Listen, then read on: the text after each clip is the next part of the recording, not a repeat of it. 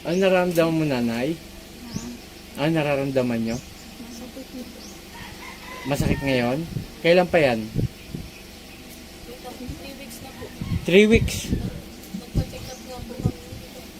Anong sabi sa findings? Naging findings nito? Ano daw po, may matagal na daw po siyang bato na infection. Ganun ang sabi. Kasi pinanagpa-ultrasound kami. Tapos Mm-mm. yun daw yung nakita. Pero, Debate na daw yung kidney niya. oo, binigyan ng gamot. Binigyan po. Ano nangyari? Ba't masakit pa rin? Ganun pa rin. Kaya pumunta po kami dito. Ano rito? Palibadangin related sa kulam. Tsaka naman lupa. Babae ang gumagawa. Matanda na. Matanda na ang gumagawa. Nay, pa. Dito po, dito. Nay, gagamutin kita. Tulungan mo sarili mo, ha? Ha? Tulungan sarili, ha? Okay.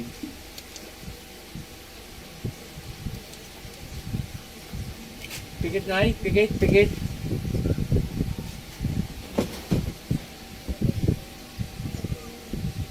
Sa Tora Repo, Tenet Apararotas, Estilara Manri, Mrs. Nananan ng Dayos. Puh! Rexum. Puh! Tatanggalin mo nilagay mo rito, ha? Ha? Ha? Ano? Tatanggalin mo, ha? Nagkakaintindihan. Ha? Nagkakaintindihan. Sagot. Opo. Huwag kayong kulam ng kulam, ha? Ha? Nagkakaintindihan. Sagot. Opo. O dalawang kamay. Pag ganun. Matanda na to eh. Sige, ganyan. Dalawang kamay. Yan, dalawa. Sige pa. Kapitbahay? Ha? Ano?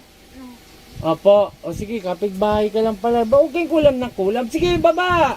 Pag ganyan, pababa hanggang tiyan. Yan, ganyan. Bakit kapitbahay tinitira nyo? Namumuhay lang na maayos tong mga to. Ha? Sige ba? Sige, tanggal. Inggit galit. Ha? Ha? Inggit o nagagalit? Ha? Ano? Inggit nagagalit? Nagagalit. Huwag ganon. Tanggalin mo, inuutusan kita. Nagagalit ka sa babaeng ito. Kay nanay. Huwag ganon. Paano kayo harap sa Panginoon kung ganyan ginagawa nyo? Sige pa. Gusto mo sa'yo ko pa-interview sa kanya? Ayaw. Hindi mama na lang po niya. Ito, mama. Okay lang? Gusto mo sa'yo na lang ipa-intern. Pero kung hindi mo yun na lang yung paraan na ganun gagawin. Okay lang. Sige pa, tanggalin mo.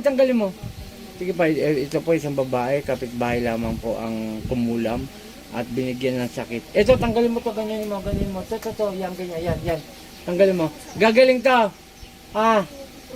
Ano? Gagaling nga to.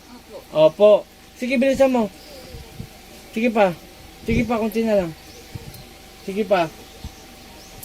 Tanggal. Pambira kayo. Yan ang gawain nyo sa tao. Nagalit lang kayo, kukulamin nyo na. Sige pa, bilis. Yan, tanggalin mo. O, kunti na lang. Kunti pa. Ay, babalik ko siya yan, ha? Ha? Opo, sige. Sige pa. Kunti pa. Ito mga kapanalig. Kapitbahay, kingulam mo. Sige pa, kunti na lang. Hindi ko na patatagalin to, mahirapan si nanay. Ha? Ang andito, gumaling, no? Basta sumampalataya tayo at maniwala. Panginoon kong Isus, sa kayong dakilaming ang nambasbas sa'yo, naibalik ko nilagay kay nanay, San Petri, Sakmek. Atay!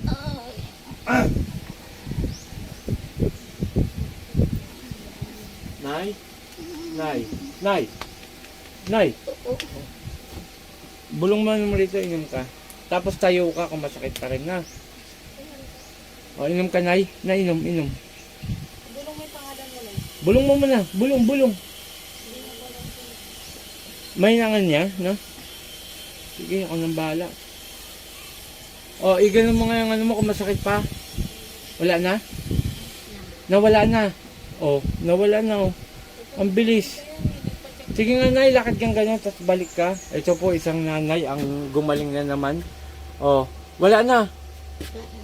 Oh, ayos. Ang bilis. Napaka ano ng Panginoon. O sige nay, punta na po doon. Ito na yung anib para sa inyo. Ayan po si nanay, pinagaling po. Ha? O sige, wait lang nga mag-ano lang ako. Nay, para sa inyo. Okay, pasalamat tayo sa Panginoon ha. Sa ating Ama. Okay, isang nanay po ang mabilis ang gumaling. 3 weeks na raw pong binigyan ng sakit ng kapitbahay. Ayun lamang po, ginawa natin ang ating best natin. Dahil po talagang marami ang mga taong binibigyan ng sakit by spiritual. At yung magtulungan na tayo, pag-pray natin, na gumaling sila. At sa mga bagong manonood, paki-share, paki-follow ang ating video. At sa YouTube channel ko naman, paki-subscribe. Nang sa ganon, madagdagan po. Yung AdSense po natin, wag natin na-escape para nang sa ganon makalikom ako ng budget. Maraming salamat. Lalo na shoutout sa Team Apo, Apo Ken, Apo Marvin, Apo Rosita. Magandang umaga. Puh!